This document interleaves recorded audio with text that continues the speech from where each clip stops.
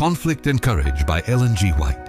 Hope for a Fugitive, February 27. And he dreamed, and behold, a ladder set up on the earth, and the top of it reached to heaven, and behold, the angels of God ascending and descending on it.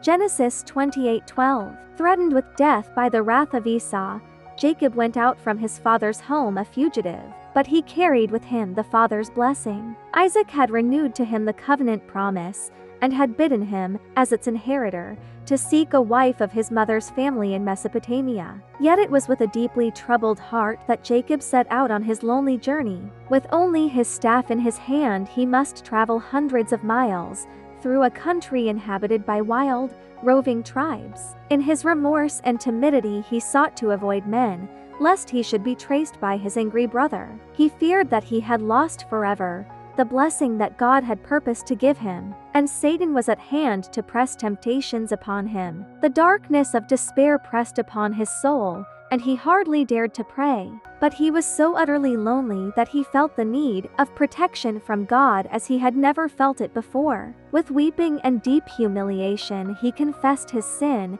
and entreated for some evidence that he was not utterly forsaken. God did not forsake Jacob. His mercy was still extended to his erring, distrustful servant. The Lord compassionately revealed just what Jacob needed, a savior. Wearied with his journey, the wanderer lay down upon the ground with a stone for his pillow. As he slept, he beheld a ladder, bright and shining, whose base rested upon the earth, while the top reached to heaven. Upon this ladder angels were ascending and descending.